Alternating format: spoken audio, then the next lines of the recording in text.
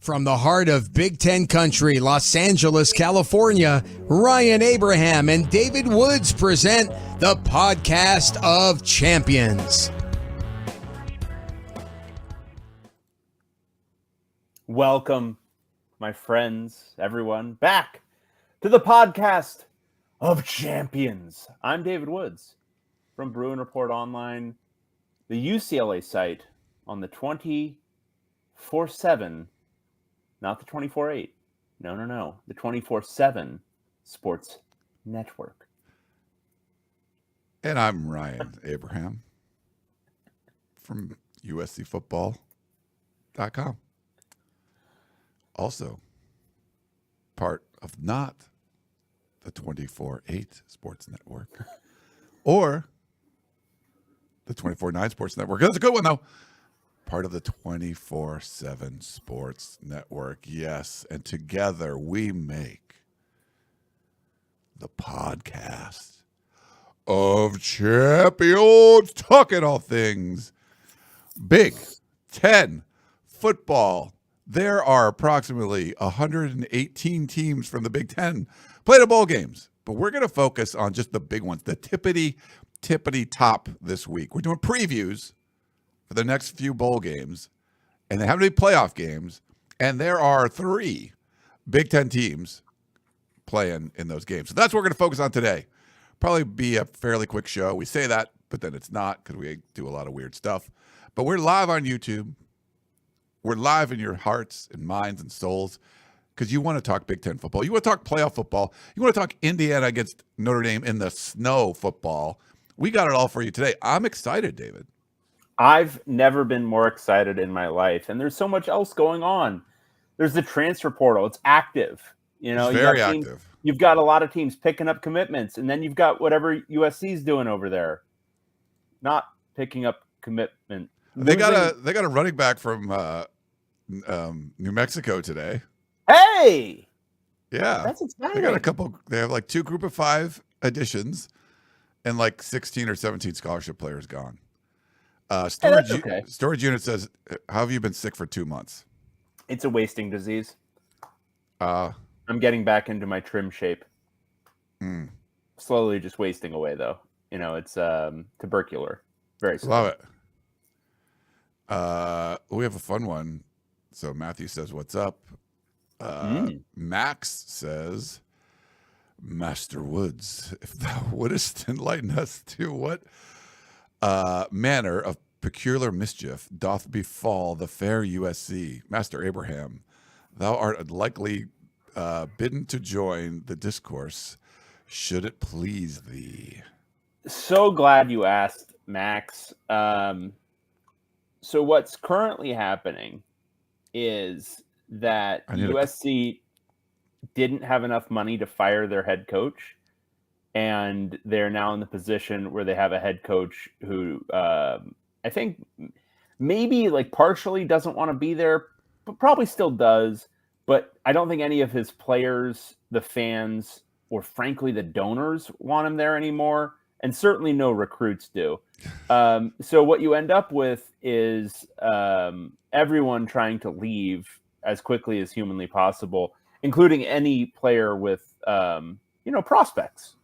I mean, it'll be interesting to see who they hold on to. I saw a very interesting graphic of the depth chart from the beginning of the season, and with blue marks for guys who are leaving because they graduated or going pro, and red marks for those who are leaving to transfer. And it's like, I don't know, 3 starters left, something like that. It's not good for. It's tough because if you want to, obviously USC I'm sure they had a great season. I don't remember, but if they had a great season, then you got to replace a lot of those guys to get back there, right? So, like, say if you replace everybody to get back to the heights that they were. Yeah, just to get back to the 6th and 6th. Those huge heights, right? Like this was a bowl team. And getting back to that level, that's going to require a lot of work here in the transfer portal. Lincoln Riley doing great. He's doing great over there at USC, and we should all be pulling for him. Alex, Dave living his best life with the Peristyle and Wildcat Authority both in full meltdown. It's amazing. It's Arizona basketball is bad, right? Like Arizona basketball is in dire straits. I won't even call them bad. They just have lost every game they needed to win to make a tournament case, and now they go into Big 12 play where, things are a little bit harder than they used to be in the Pac-12. I think they're going to go like 500 this year and probably miss the tournament, but still be like a Ken Pom top 35 team, which is really funny. And UCLA went in there with a bad team and beat them. It was great. They were like not a bad team. Sorry. With a team that is flawed in some ways and didn't play very well in that game and still won. It was great. Yeah.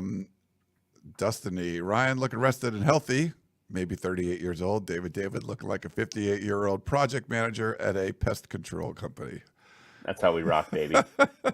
Thanks. We have a voicemail later, but we're gonna play it. We need to do a little research, which we'll try to do for the next show. So I think it's an evergreen enough voicemail. Yeah. So we can play it next time from our resident Rutgers fan. If you want to email us, and we don't have a lot because we just did a show like a few days ago, Big Ten Cast, all spelled out, @gmail.com, or call or text us at 424-532-0678. You can tweet us at B1G Podcast, and then the Apple Podcasting app. We love that. If you listen to our podcast that way, you can follow us over there and rate us with a 5-star rating. Rate us with a rating. Yeah, that's what you do. But also leave a review. And if it's funny enough, we can send you a Trader Joe's gift card. I have some Trader Joe's. So I sent a stack of gift cards out because I gave some away on the Peristyle podcast too. And John and Brea sent some. Oh, and I have, dummy, I have yours with me, but you're not here. So I'll leave it here for the next time you're in studio. That'll be Monday. Monday, everyone. Monday we're going to do another show. So I will leave it here for you. But John and Brea sent a bunch. So I had to. So Dylan in Albuquerque, everyone that was due a gift card, if you emailed us, or you emailed me, I sent it out yesterday or today. That was yesterday, I think. So perfect. So you should get it soon. Hopefully, I know it's the weird stuff with the mail, but we would still like to give out some more. And I have some news. We're going to get some more gift cards of the denominations TBD. Ooh. And I'll tell you what those will be during our bowl previews. But do we have any new reviews? We have one. Okay. This is from our friend For Emmett. Okay. Ohio State. This last podcast mentioned a few times how great Ohio State is and how they will be favored versus Oregon if it comes to that. Explain that silliness. Ohio State lost to Oregon this year. Ohio State, in its very last game, was humiliated at home against a 500 team. They looked horrible. Their QB looked horrible, and their coaching was horrible. There is currently no top 8 team that has even one loss, yet Oregon is undefeated with 3 wins against top 10 teams. The best, they beat OSU in Columbus in 21. What more do you want? They are underdogs against Ohio State, the 8th-ranked team who didn't show up in their biggest game 2 weeks ago. It's a madhouse. Makes no sense. Is anyone watching these games? I'll tell you what, For Emmett, the reality is, and this is a sad, sorry case, is that people, largely don't determine what the lines are. Computers determine the lines. And for the most part, Ohio State is power ranked in those rankings ahead of Oregon. Just the way it is. I don't think it's as stark as it was when they were road favorites at Oregon earlier in the year. But neutral site, I think they're probably still going to be like a point or two favored over Oregon. So just the reality of those stupid numbers, man. But now, who would I take on a neutral field? I'm taking the Mandan Lanning, of course. Yeah. But what the computers think is different. And it's funny. I mean, what happened last year? Do you remember? Like, what kept happening? Washington kept beating Oregon, but Oregon was always favored. Oregon was power ranked ahead, but Washington kept winning. So we've seen this happen before. I think it's a lot to do with the talent on the roster. People looked at Oregon and said they are more talented than Washington. And then Ohio State has a shit ton of talent on that roster. Sorry, Griffin. And that's why. So right now in the SP Plus, which is not always, but kind of hews somewhat closely to the actual rankings, he has Ohio State number 1 overall at a 29.1 rating and Oregon at number 2 overall at a 28.7. So what that would spit out for his system is on a neutral field, Ohio State favored by 0.5 point. So, yeah, I mean, I think they'd still it'd probably end up a pick 'em, I guess. But yeah, it'd be close to that. And then if you look at at least the last I looked, college football odds, like to win the championship, I think Oregon's tied for first, but Ohio State's tied for third. Yeah. So they're just people still are, optimistic or whatever. Or they just feel like Ohio State's a really talented team, and I don't think anyone would be shocked if they went on and won the national championship. Like they stunk. It was a 1 point crazy loss to Oregon on the road. That's a really tough place to play. Completely excusable loss, but the one at home to Michigan, outside of Michigan has your number. So we'll see. I mean, if they make a run, I don't think a lot of people would be shocked at that. I'd be surprised. I mean, Chip Kelly is still their offensive coordinator. That's true. And you picked the wrong times. That you'd hate on him when he was doing well, and then you'd like back off on the hate, and he would stink, and you're like, "Damn it, I should have hated on him." You just kind of you didn't. The lesson is always hate Chip Kelly, and you won't be disappointed at the end.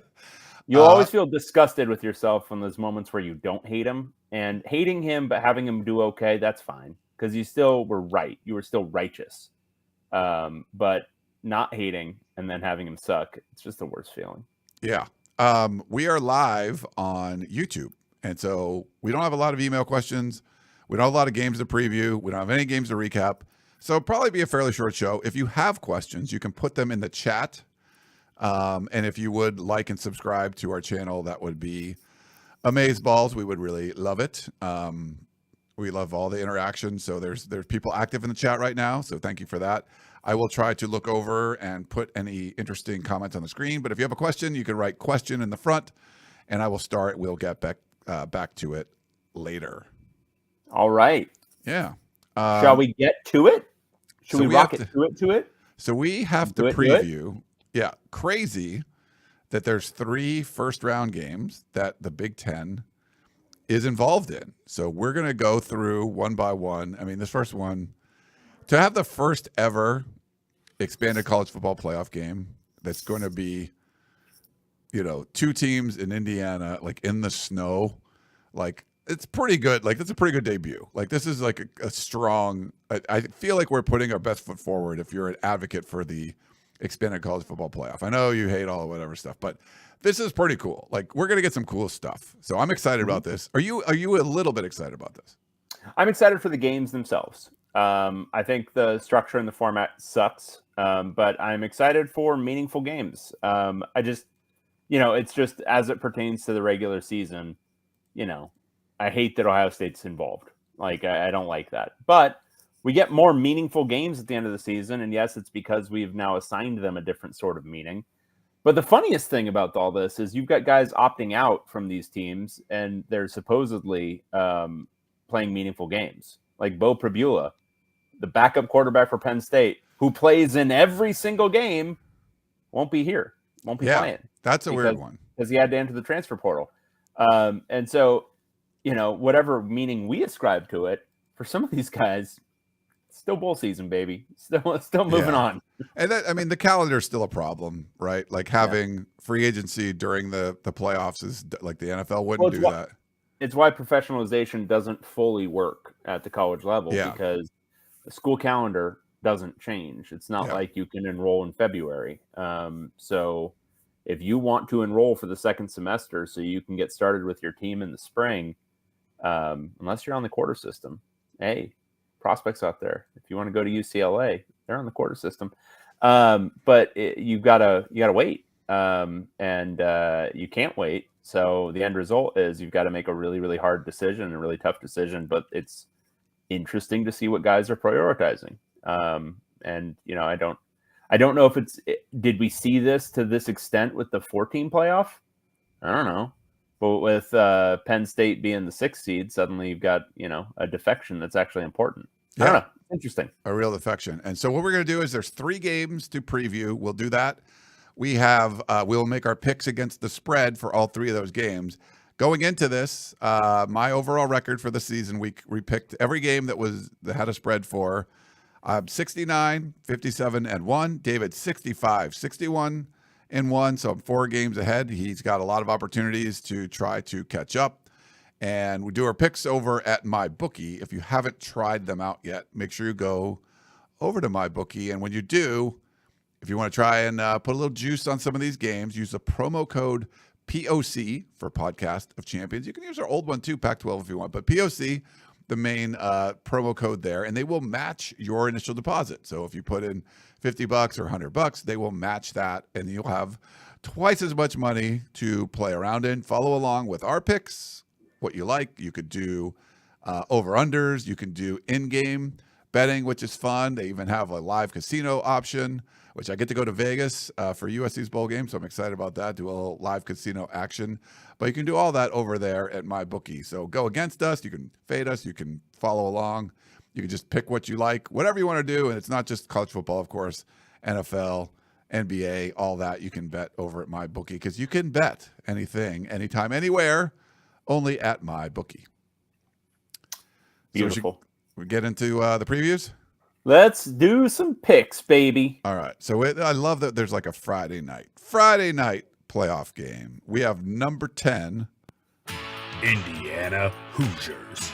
Hey, folks. I'm from Indiana. Taking on the number 7, Notre Dame Fighting Irish. Oh, give me my pot of gold. This is at Notre Dame. 5 p.m. on ABC. Both 11-1. Should be snowing, or at least snowing during the day at some point. Probably no accumulation, but has the forecast been wrong before? Absolutely. Notre Dame is a 7-point favorite. I've been to Notre Dame. You've been a time or two, correct?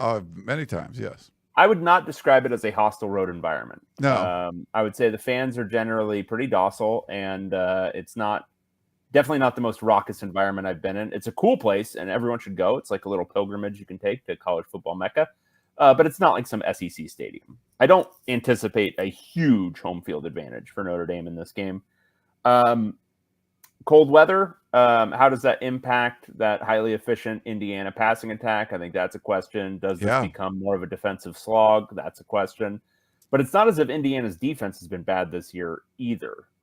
They've been quite good. Notre Dame's defense is obviously very good. But I see this. I don't see. So right now it's a 7-point game. I don't see a 7-point game. And I think, the important thing to understand is that it's once again, who's Indiana's head coach? There's this guy. He knows the score. He gets the women.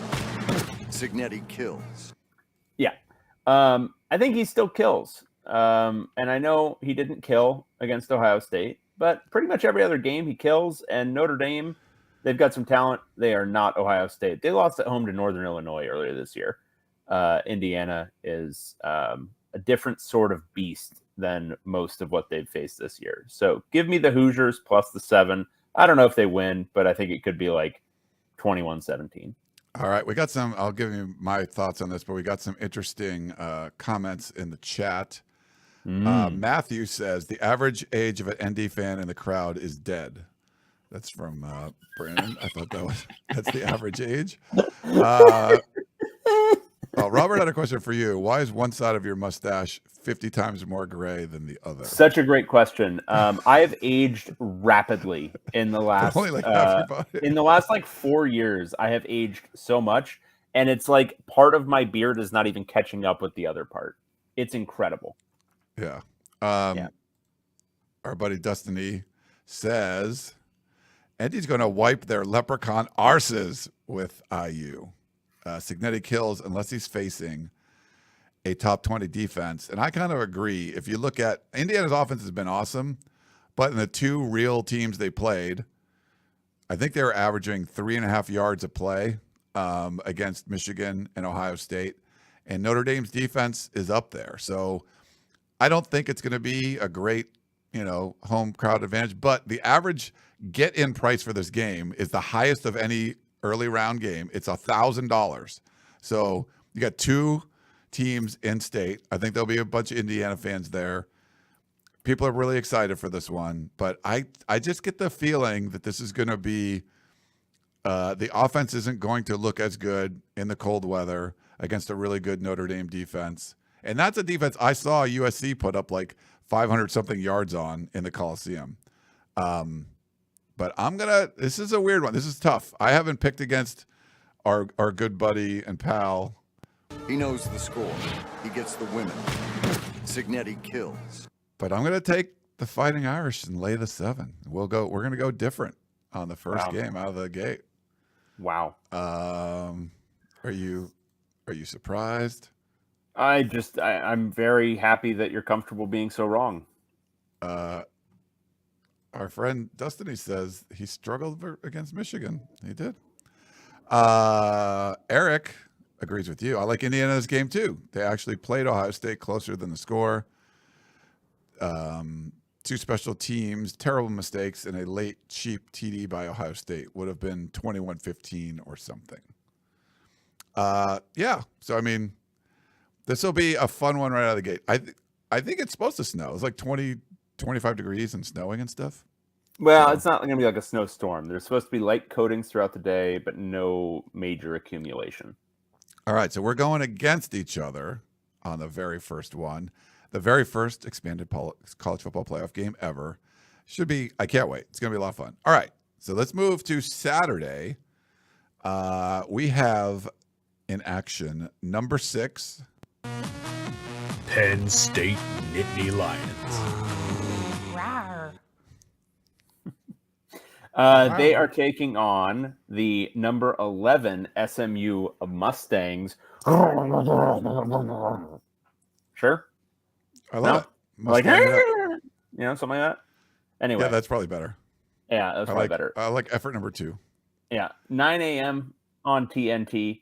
Number 11 SMU, 11-2, going on the road to Beaver Stadium to take on number 6 Penn State, also 11-2. Penn State is an 8.5-point home favorite here, which feels crazy to me. So it's going to be, this one may actually be snowing during the game. These really great planning to have all these be home games, by the way. Great solid work, everyone. You like it, right, or no? I mean, I think it's nice in theory. I think when they end up all upper Midwest teams that are hosting home games, it ends up really shitty. Like, we all like the idea of a snow game, but then you actually watch one and it's like, this is brutally weird, and the result ends up being like just kind of a slog. And like if it's a real snowstorm game, like real like flurries and stuff, and it's just, that's going to happen. Might happen this weekend in one of these games. And it's just like, I don't know. If the whole idea is we're trying to make this process better for determining like the best teams, like playing in conditions that none of these teams regularly play in. And yes, sorry, Big Ten listeners, you don't regularly play in this. It's like every now and then, but when it gets more like that? In late December. Yeah. And it's just like, this is stupid. Just go play it in an indoor stadium. But anyway, this game, I love this though. I like. Yeah, of course you do, because you're a moron. I love you. All right, so SMU. Obviously, we haven't watched a whole lot of SMU this year. They're a good team. They're good and solid, kind of on both ends, but much more of a defensive team than an offensive team at this stage. They're really good against the pass, pretty good against the run. And then offensively, they don't really run the ball that well, but they pass it okay. Penn State, pretty damn good on both sides of the ball. Offense is highly, highly efficient. Defense is pretty good. Not great against the run, better against the pass. I look at this one, and I see James Franklin being very willing to just slow this one down and just try to pound it, and trying to just kind of basically just play keep away and try to grind it out. I think he's shown a willingness to do that in the past. And I think SMU is good. Like, I don't think they're fraudulent at all. I think it's a good, solid team that absolutely could win this one on a neutral field. I don't see them going up there and winning, but I do like them to cover. So give me SMU plus 8.5. I'm going to follow you on this one. I do like SMU. I think Penn State's going to win this one. I think the people talking about James Franklin not being able to win the big one. What is his record against AP top 10 teams? He's 4-17. But I think this is a lot of those are brand teams, and this is not a brand team, but this is a good team. And I think they have a very good run-stopping defense, and I think that could be a problem for Penn State.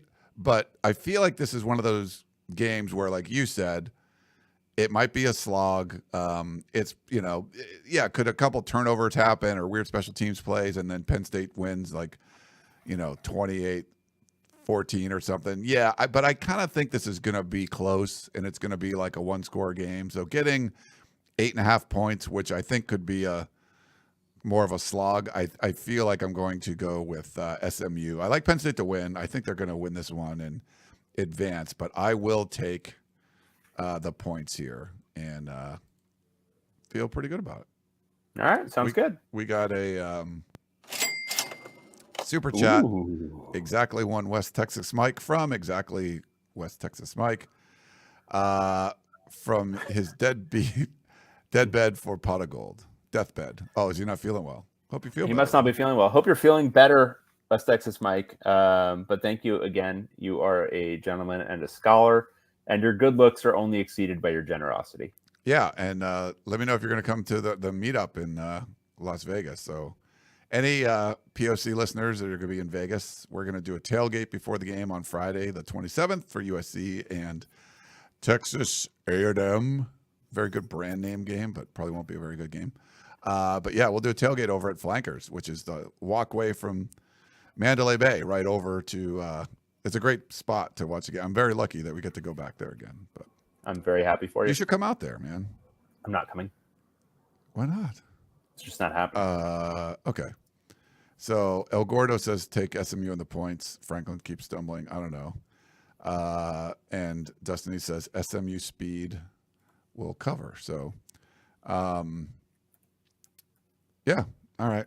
Well, we got that one. Okay. So this one, we got one more game to preview. We're agreeing on SMU Penn State. We are disagreeing on Indiana Notre Dame. Let's see what we do in this one. Should be a lot of fun. Number 8. The Ohio State Buckeyes. They are hosting the Tennessee Volunteers. I guess I'll go down there and fight for Andy Jackson. I like that one. I think that's my favorite one. It's a deep cut because you would think Volunteers has to do with the Civil War. No, it doesn't. Volunteers has to do with the War of 1812 and the Tennessee Volunteers who volunteered to fight in that very stupid war, which was an extension of the Napoleonic Wars. Did everyone know that? I didn't realize that. Yeah. Yeah, it was an extension of the Napoleonic Wars. Somehow we got dragged in for some damn fool reason. And ended up fighting and getting the White House burned down. Anyway, go Bruins. 5 p.m. on ABC. Number 9 Tennessee, 10-2, traveling to Columbus to take on number 8 Ohio State. This is another cold weather game. The latest forecast indicates that it will snow the day before, but potentially not on Saturday. So this could be a clear-ish weather game. Ohio State is a 7.5 point home favorite. Look, Ohio State by the numbers is one of the very best teams in the country. They are probably the best team in the country. Defensively, they have, for my money, the best defense in the country.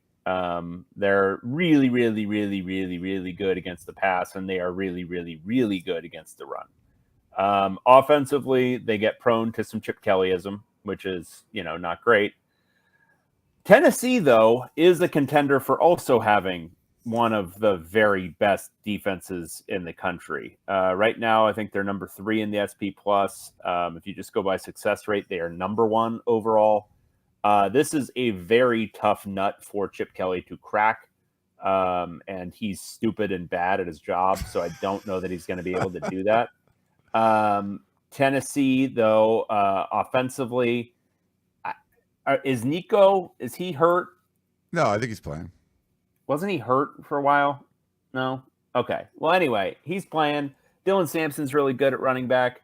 Again, I'm taking the points here, buddy. I know it's a cold weather game, and I know that should be advantage Ohio State, but I do know that Chip Kelly coaches for them, and because of that, I'm taking Tennessee. I think there's a decent chance of the upset. I think Ohio State might have been a little demoralized at the end of the regular season.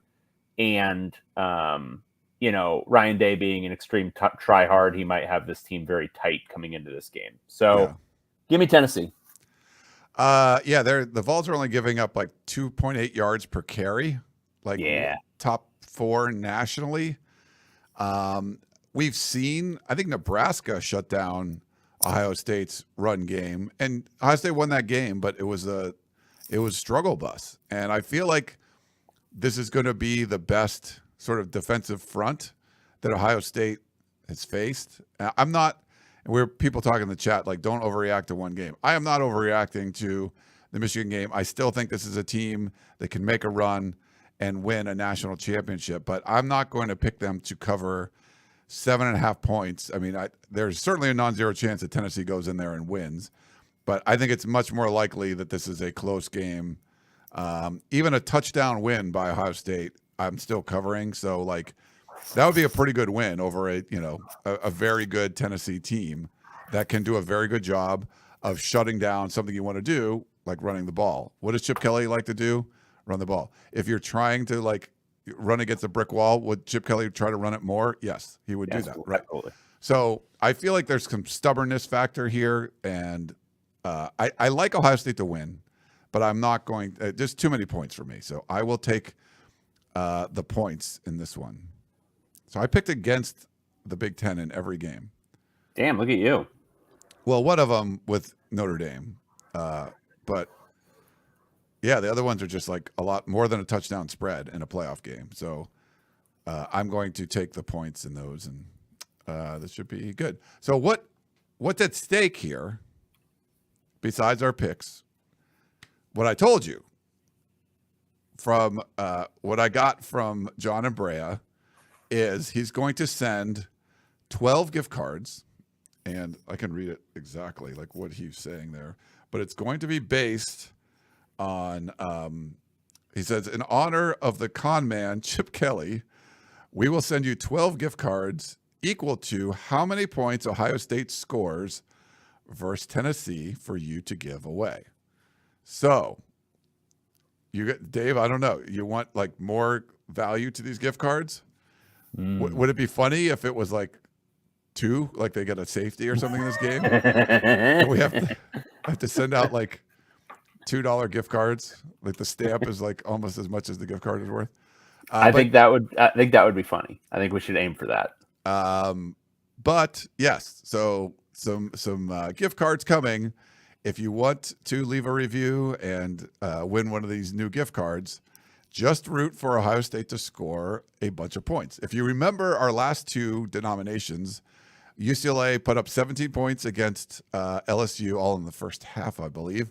And so we had some $17 gift cards. And then Washington only gave up 31 to Indiana. And so that's where we had some $31 gift cards. And this one will be determined by how many points Ohio State scores. So that's something to think about while you're watching. Could be betting over on my bookie. But if you want, Ohio State, if you want one of those juicy gift cards from Trader Joe's, just root for Ohio State and Chip Kelly, Dave's boy, to score a ton of points.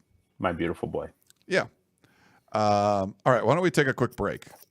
Let's take a quick break. The quickest of possible breaks. And we will come back. All right. Back in a minute, everyone.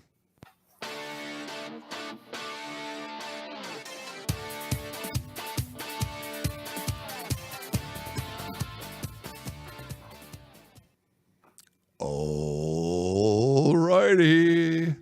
All righty then. We are back, David.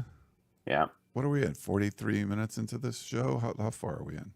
We are 35 minutes. Wow. This is pretty quick. And we don't have much. Tightest show of our lives.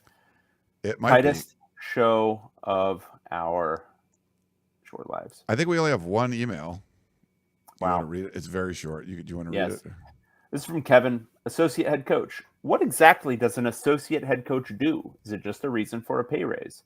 They don't do anything. It is just a reason for a pay raise. Yeah. You'll often see also a title that's called passing game coordinator. And you would think, oh, that's an offensive title. No, No, sir, it is not. It is a defensive title, and it also doesn't mean anything and is just a reason for a pay raise. Assistant head coach also doesn't mean anything, just a reason for a pay raise. Oftentimes, special teams coordinator doesn't mean anything and is just a reason for a pay raise. There's a lot of things that don't mean anything and are, in fact, say it with me, just a reason for a pay raise. Yeah. There you go. You need titles. It's funny. Josh Henson, who was USC's offensive line coach and offensive coordinator. Any relation to Jim? I don't believe so. I didn't ask him on his thoughts on the Muppets, but I was a big Muppet fan growing up. He leaves for Purdue. Let me pull that one up there. Where am I blanking? Oh. Purdue Boilermakers. Just stretch it out a little bit. He's going to be the new offensive coordinator there at Purdue. Barry Odom gets hired from UNLV. We already talked about this. Goes to Purdue, and they have a relationship. And some people were like screaming, like, why would you be the OC at USC and move to Purdue? And again, like David said, just for a pay raise. He was the offensive coordinator at USC, but Lincoln Riley ran the offense and called the plays. He was not the offensive coordinator. At Purdue, he will be the offensive coordinator. So that's a reason. But let's all be real here for a second. Yeah. Last offseason, Lincoln Riley was able to convince sitting head coaches to come be his position coaches. And by that, I mean one guy. But he was able to do that. He was able to convince a defensive coordinator who was calling plays at UCLA to come on over and be a defensive coordinator calling plays at USC. This offseason, he's losing his offensive coordinator to go be an offensive coordinator.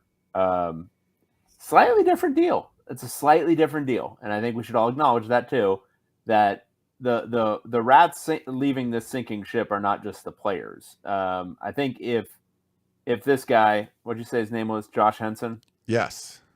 If he thought that the star was still rising at USC, he would stick at USC, because if you're Lincoln Riley's offensive coordinator on a good USC team, someday somebody's going to take a flyer on you to be their head coach. That's going to happen if the program's going well. Like Eric, but it's not going. Yeah, but it's not going well, which is why he's going to Purdue. You know where dreams go to die? Sorry, Purdue fans, earmuffs. Purdue. He might have been fired though, because like their offensive line was kind of bad, but they actually got better. Yeah, but then didn't they just hire the guy? They just promoted from within. Yeah, yeah, they promoted their tight ends coach who. That always goes well. Who's married to their recruiting coordinator or whatever. Nice. There's some nepotism. This all sounds great. No notes whatsoever. Yeah. We had a question from Colt. Is Lincoln Riley just Andy Enfield? No, because like Andy Enfield had one Sweet 16 run for a small school, and then guys, come on, you're missing the big thing. He's Skinny Chip Kelly. We've already done this. We've done this a bunch. That's exactly who he is. Prior success.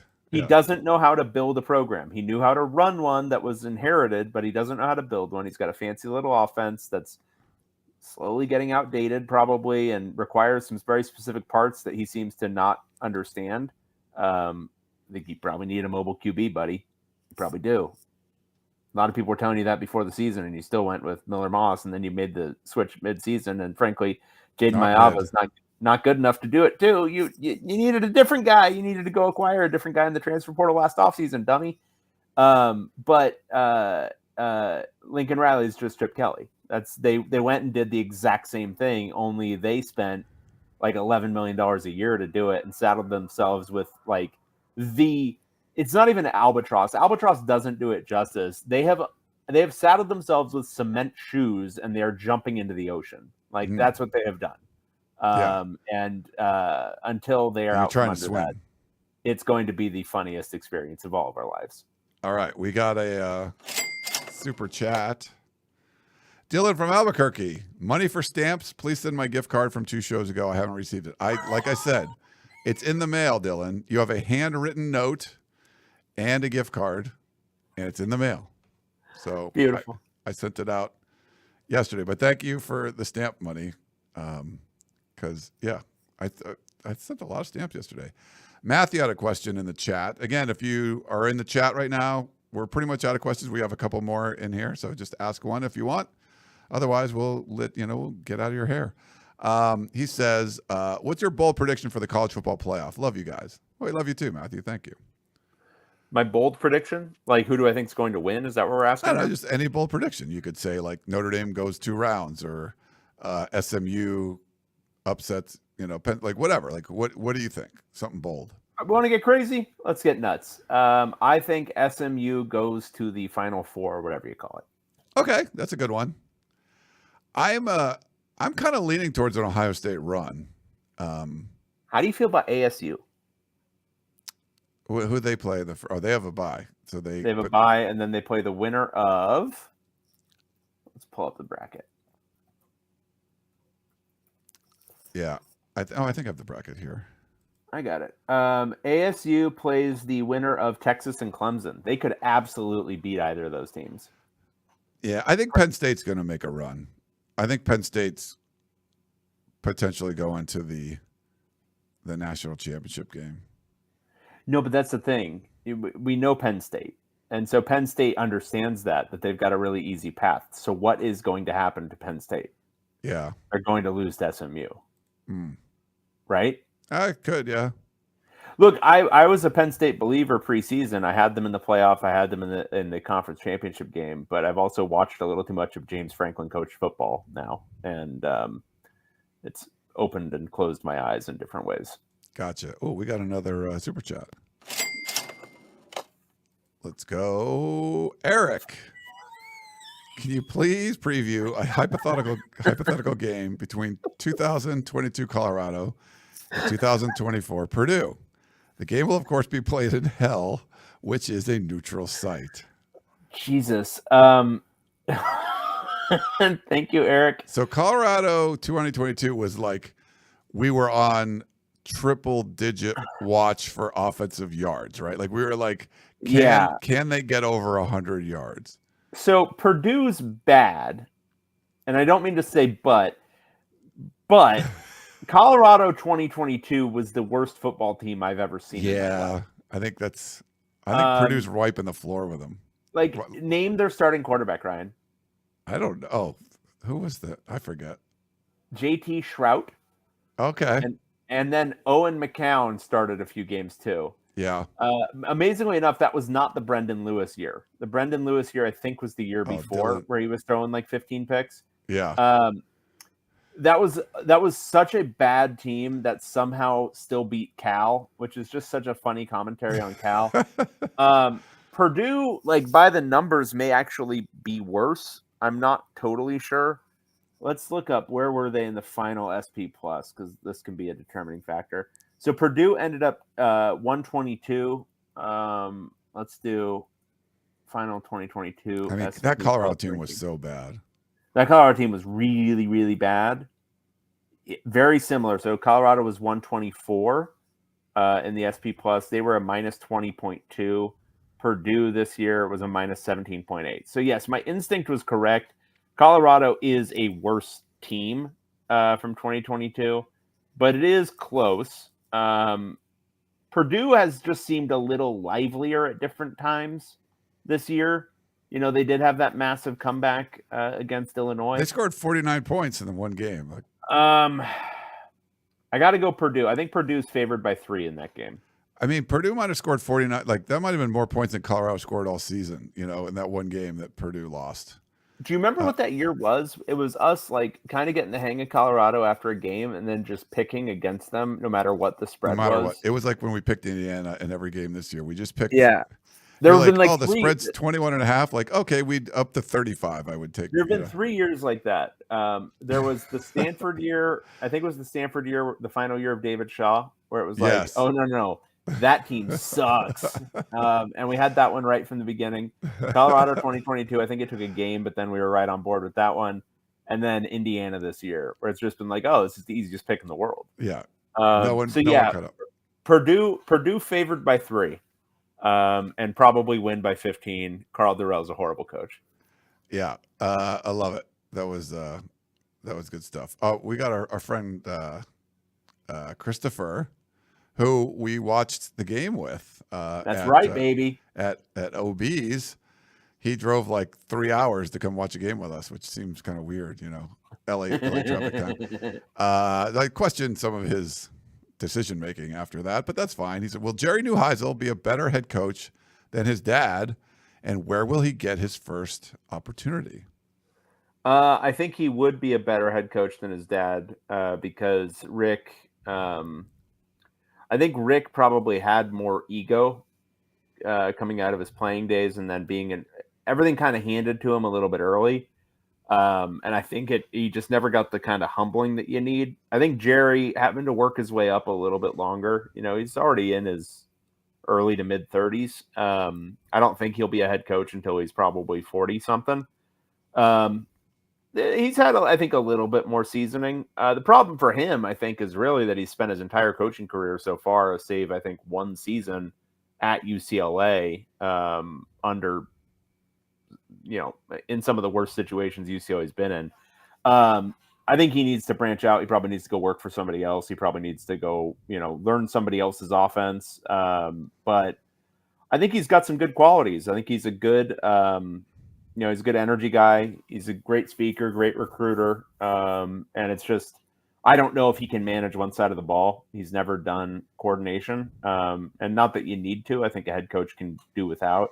It just helps to have that experience of running one side of the ball. So, you know, doing full team, like, talks and like being able to talk to like a whole side of the ball and doing all that, I think is beneficial in your growth as a coach.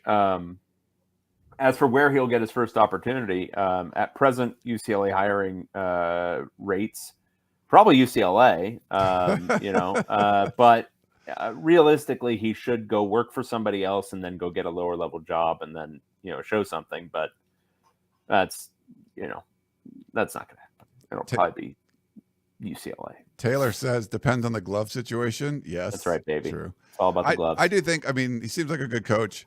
It's probably better to go somewhere else and get, you know, see what another program does. Especially like if you're a football coach and you've spent your entire career at a basketball school, go in a place where like they prioritize football a little bit more for a bit would be good. So you don't want to be like football coach at a basketball school only. You want to go somewhere else too. I think just get some more experience. I have a basketball note. Doug Gottlieb. You're familiar with Doug, correct? I am. I saw a little Twitter beef with him and Shefty. Doug, Shefty who's an idiot, destroyed him. Doug, who's an idiot and a moron and a bad person. He took the Green Bay head coaching position in college basketball, and obviously Green Bay is run by morons because they hired him. He maintained his radio show because I was going to say, he's not doing his radio show too, right? He is. Doug, after their last game, which was their 7th or 8th straight loss, I believe, after their last game, was pontificating afterwards because he's still just a radio host. And he said, I don't want to schedule these teams like this team coming in, nobody you. And then, you know, and then said some nonsense about having to, you know, it being cold outside or something. Anyway, it was moronic. But he basically just denigrated this opponent that's coming in, this D2 team, Michigan Tech. And then D2 team Michigan Tech came in there this morning and beat that ass. He lost to a Division II team. He should be fired tomorrow. I don't care where Green Bay is situated in the world of college basketball. He is horrible. He is trash. He's always been trash. He's never been good. I do not understand how he has a career talking about anything because he's so bad. So bad. So you don't Doug like him? Sucked. Not a big Doug fan. Not a big Doug guy. Doug and Seth Davis should start a radio show in hell calling the Purdue and Colorado game. Yeah, he got in a Twitter beef with Shefty, and Shefty just top roped him, just absolutely dunked on him. I don't know if you saw that or not. Yeah, it was great. It was great. It was pretty good. I was just like going bananas, and yeah, it is weird to have your radio show and then talk about it. I guess he talked on the radio show about like going back and forth with Shifty, and then he thought he got too personal. It's like you like attacked him, and then he came after you. Like if you can't like poke fun at somebody on Twitter, and then when they get back at you, be like, "Oh, that's mean." Like, well, you did it. Like, it was just really weird. I forget what the initial tweet was about, but yeah. But losing to a D2 school is pretty freaking funny.